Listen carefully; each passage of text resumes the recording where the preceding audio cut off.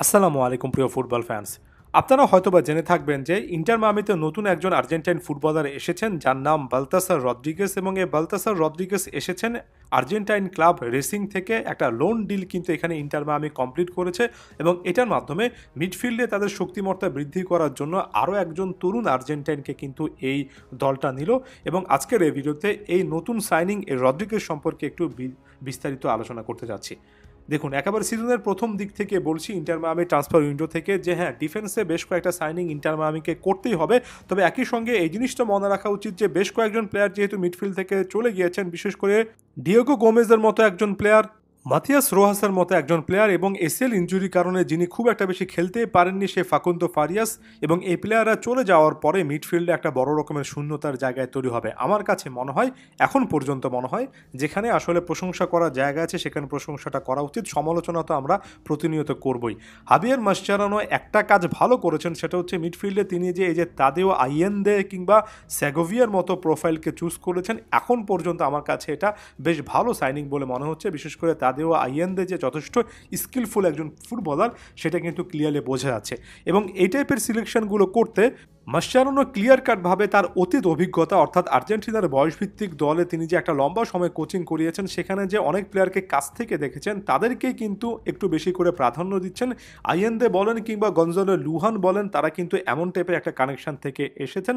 এমনকি এই যে বালতাসারের কথা বলছি, এই বালতাসার রদ্রিগেসও কিন্তু হাবিয়ার মাসচারানোর অধীনে বেশ কয়েকটা ম্যাচ খেলেছেন। আরও নির্দিষ্ট করে যদি বলি, প্রি অলিম্পিক টুর্নামেন্ট অর্থাৎ অনূর্ধ্ব 23 দলের প্রি অলিম্পিক টুর্নামেন্টে কিন্তু তাকে আর্জেন্টিনার জার্সিতে দেখা গিয়েছিল। যদিও টুর্নামেন্টের মূল পর্বে আর্জেন্টিনা কোয়ালিফাই করার পরে 18 সদস্যের দল থেকে তিনি বাদ পড়েন, তবে ওভারঅল ওই যে প্রি অলিম্পিক টুর্নামেন্টের মূল স্কোয়াডটাতে ছিলেন এবং সেখানেই এই বালতাসার সম্পর্কে কিছুটা হলো আইডিয়া হয়েছে। এবং একই সঙ্গে সাম্প্রতিক সময় আর্জেন্টাইন মিডিয়াতে তাকে কেন্দ্র করে বেশ কয়েকটা রিপোর্ট দেখেছি যেখানে তাকে একটা খুবই ভালো ইয়াং প্রসপেক্ট বলা হচ্ছে। এই জিনিসটা অতিরিক্ত বাড়িয়ে বলবো না যে খুবই অসাধারণ একটা ট্যালেন্ট। এই জিনিসটা আপনাদের ক্লিয়ার কাট বুঝতে হবে যে একেবারে সেই পরিমাণ ট্যালেন্ট হলে ক্লাউদিও অ্যাচেভেরির মতোই কিন্তু তাকে ঘিরে নামটা হতো। তবে একই সঙ্গে এটাও মনে রাখা উচিত যে একেবারেই যে ট্যালেন্টেড না, ব্যাপারটা এমন নয়। লিওনেল মেসিরা ইন্টার মায়ামিতে আসার পরে আর্জেন্টাইন অনেক প্লেয়ার, উদীয়মান অনেক প্লেয়ার যারা কিনা ভবিষ্যতে অনেক ভালো কিছু করতে পারেন, তারা কিন্তু এমএলএসের দিকে আরেকটু বেশি করে ছুটছেন এবং এটা একটা ধ্রুব সত্য। এই প্লেয়ারটা মূলত একজন অ্যাটাকিং মিডফিল্ডার, ডান পায়ের একজন ফুটবলার, যার মধ্যে অ্যাটাকিং মিডফিল্ডারের প্রায় সব রকমের বেসিক কোয়ালিটি আছে এবং একই সঙ্গে রাইট সাইডে একটু ডমিনেট করে খেলতে পছন্দ করেন। নিশ্চয়ই প্রেফার্ড পজিশনগুলো দেখছেন। ইন্টার মায়ামি সম্ভবত রাইট সাইডে রাইট মিডফিল্ডার হিসেবে বা কোনো ম্যাচে ওয়াইড বা সাইড মিডফিল্ডার হিসেবে বা উইঙ্গার হিসেবে তাকে খেলাতে পারে। আবার একই সঙ্গে লেফট সাইডেও তিনি কিন্তু মুভমেন্টগুলো করতে পারেন। মিডফিল্ডে আরেকটু বেশি করে ক্রিয়েটিভিটি, আরেকটু বেশি করে স্পিড আনার জন্য এমন টাইপের প্রোফাইল আসলে দরকার ছিল। এবং আমি আরও অনেক ম্যাচ আগে থেকে বলছি যে ফাইনাল থার্ডে যখন লুইস সুয়ারেস বিশেষ করে তার হাঁটুর ইনজুরির কারণে যেভাবে লুইস সুয়ারেস রীতিমতো মাঠের মধ্যে খুঁড়িয়ে হাঁটছেন, এখনও স্কিল ইনট্যাক্ট আছে, তবে ফিটনেসের জায়গা থেকে লুইস সুয়ারেস এখনও কিন্তু সেই জায়গায় নেই। লিওনেল মেসির ক্ষেত্রে একই জিনিস প্রযোজ্য। কিছুটা হলো বিশ্রাম তত্ত্বের কারণে অনেকগুলো ম্যাচ মিস করছেন।